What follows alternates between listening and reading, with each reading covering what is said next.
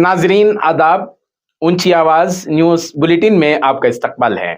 मैं हूं आपका मेजबान इब्राहिम नफीस। खबरें शुरू करने से पहले एक जरूरी ऐलान कि ऊंची आवाज न्यूज बुलेटिन पर बहुत जल्द एडवर्टाइजमेंट का सिलसिला शुरू किया जा रहा है।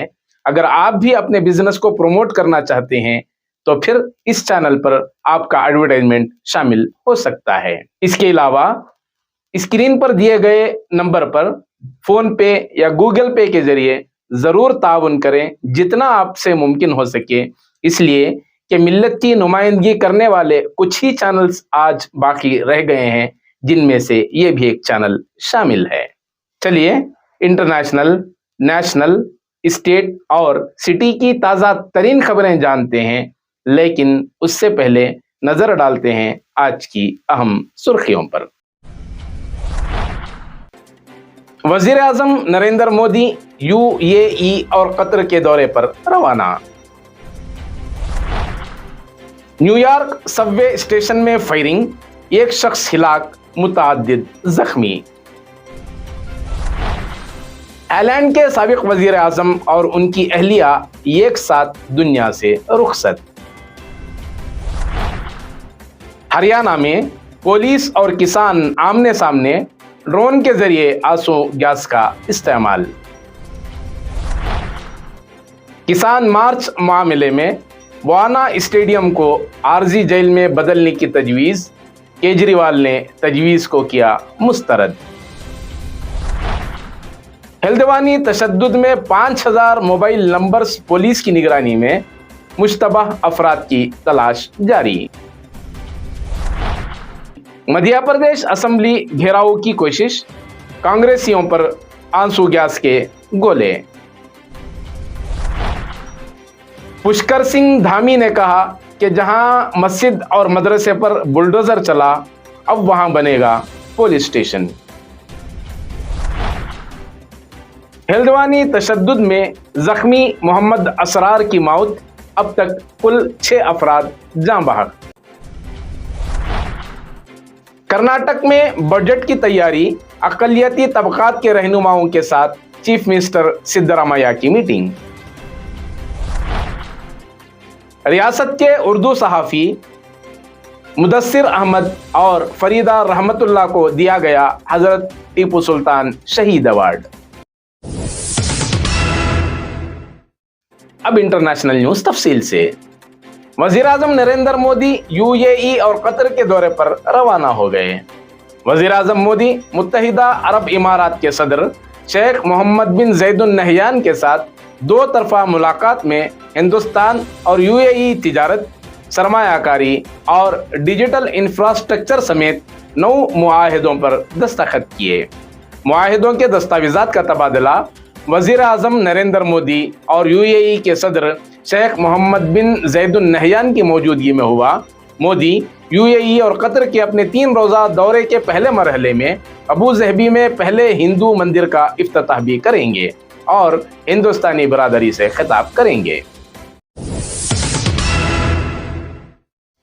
अमेरिकी शहर न्यूयॉर्क के एक सबवे स्टेशन में एक नौजवान की फायरिंग में एक शख्स हिलाक और 5 अफराद जख्मी हो गए। बताया जाता है कि सबवे स्टेशन में नौजवान दोस्तों के दरमियान किसी तनाज़े पर बहस जारी थी कि अचानक एक शख्स ने पिस्तौल निकाला और फायरिंग कर दी और फरार हो गया। पुलिस ने सबवे स्टेशन हुक्काम से तफ्तीश और मुख्तलिफ इलाकों में मुलजिम की तलाश शुरू कर दी है।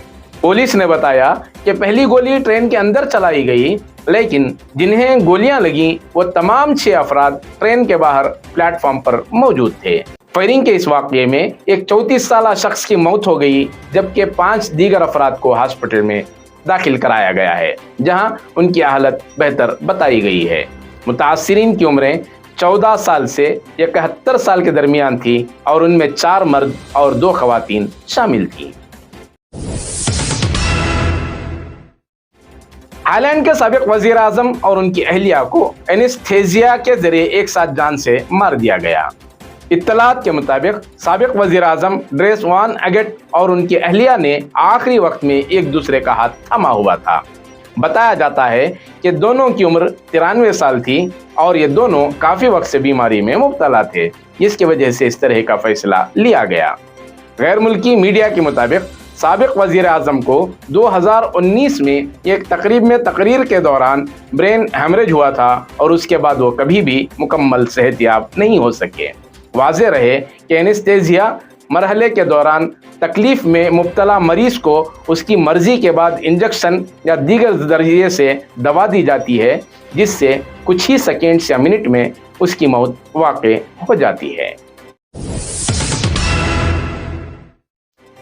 अब नेशनल न्यूज़ तफसील से। किसानों के दिल्ली मार्च की वजह से हरियाणा के शंभू बॉर्डर पर पुलिस और एहतजाजी किसानों में झड़प हो गई और पुलिस की तरफ से आंसू गैस के गोले दागे गए। इस दौरान वहां अफरा तफरी मच गई। इत्तलात के मुताबिक दोपहर 12 बजे के करीब किसान सरहद से आगे बढ़ने की कोशिश कर रहे थे और पुलिस ने मुसलसल आंसू गैस के गोले दागे, जिससे यहां जंग जैसी सूरत हाल है और हालात काबू से बाहर होते जा रहे हैं। ज़राए के मुताबिक पुलिस ड्रोन के जरिए सरहद के दूसरी तरफ नजर रखे हुई थी। इस दौरान तकरीबन 12:30 बजे ड्रोन से गैस के गोले भी छोड़े गए। मौके पर पहुंचने वाले एहतजाजी नौजवान और दीगर लोगों ने मुंह पर रुमाल बांधे हैं और ये आंसू गैस के असरात से बचने के लिए किया गया है। उसके अलावा पानी के टैंकर भी मौके पर रखे गए हैं ताकि आंसू गैस के असर को कम किया जा सके। हरियाणा पुलिस की तरफ से आंसू गैस के गोले दागे गए, मगर किसानों के आगे बढ़ने की कोशिशें जारी हैं। लेकिन जैसे ही कोई सरहद की तरफ बढ़ता है, पुलिस गोली चला देती है। जैसे ही आंसू गैस के गोले आसपास गिरते हैं, किसान उन पर मिट्टी भी डाल रहे हैं ताकि उनके असरात को कम किया जा सके। दिल्ली की केजरीवाल हुकूमत ने बवाना स्टेडियम को आरजी जेल बनाने की दिल्ली पुलिस की तजवीज़ को मुस्तरद कर दिया है। दिल्ली हुकूमत के मुताबिक किसानों के मुतालबात जायज़ हैं। पुरअमन मुजाहरा करना आइन में हर शहरी का हक है और किसान इस मुल्क की खुराक फराहम करने वाले हैं और उन्हें जेल में डालना दुरुस्त नहीं है। ऐसे में बवाना स्टेडियम को जेल में तब्दील करने की इजाज़त नहीं दी जा सकती। वाज़ेह रहे कि 13 फरवरी को किसानों के दिल्ली चलो मार्च की वजह से राजधानी की सड़कों पर जाम है। नेशनल हाईवे 48 पर तवील जाम है और गुरुग्राम के राजू चौक से तवील ट्रैफिक जाम है, जहां गाड़ियां तकरीबन 11 किलोमीटर तक रेंग रही हैं। काबिल जिक्र है कि किसानों की तंजीम भारतीय किसान यूनियन के सरबराह महेंद्र सिंह टिकैत इस मुजाहरे में शिरकत नहीं करेंगे। हल्द्वानी में पेश आए तशद्दुद के बाद पुलिस की कार्रवाई मजीद तेज हो गई है। पुलिस ने गिरफ्तार किए गए 25 मुबैना अफराद को सेशन कोर्ट में पेश किया, जहां से सभी को 14 दिन की अदालती हिरासत में भेज दिया गया है। सभी पर फसाद भड़काने, पुलिस थाने में आग लगाने, पुलिस पर फायरिंग, थाने में घुसकर इसलाह लूटने वगैरह के इल्जामात हैं। दूसरी तरफ तशद्दुद मामले में गिरफ्तार अब्दुल मलिक से अब इंतजामिया इस तशद्दुद में हुए नुकसान की वसूली करने वाली है और इस तशद्दुद में 6 करोड़ रुपयों का नुकसान हुआ है, जिसके लिए म्यूनिसिपल कॉरपोरेशन ने अब्दुल मलिक को नोटिस भी जारी कर दिया है। नोटिस में 2,55,52,500 रुपयों की वसूली का तस्करा है। इसके अलावा पुलिस इस तशद्दुद मामले में मोबाइल नेटवर्क ट्रेसिंग की मदद से तशद्दुद फैलाने वाले मुश्तबा अफराद की तलाश कर रही है। पुलिस की जांच के दायरे में तकरीबन 5,000 मोबाइल नंबर से पकड़े गए लोगों की कॉल डिटेल और व्हाट्सएप डिटेल खंगाली जा रही है कि तशद्दुद वाले दिन इलाके में कितने और कौन कौन से मोबाइल नंबर फ़ाल थे, उसकी भी जांच की जा रही है। यहाँ तक कि उन नंबरों से कहां और किन रियासतों में फ़ोन किए गए, इसका भी पता लगाया जा रहा है। उत्तराखंड के हल्द्वानी में मस्जिद और मदरसे पर बुलडोजर चलाए जाने के बाद उत्तराखंड में पुष्कर सिंह धामी हुकूमत ने इस मस्जिद की ज़मीन को लेकर बड़ा ऐलान किया है। उन्होंने कहा कि अब इस ज़मीन पर पुलिस स्टेशन बनाया जाएगा।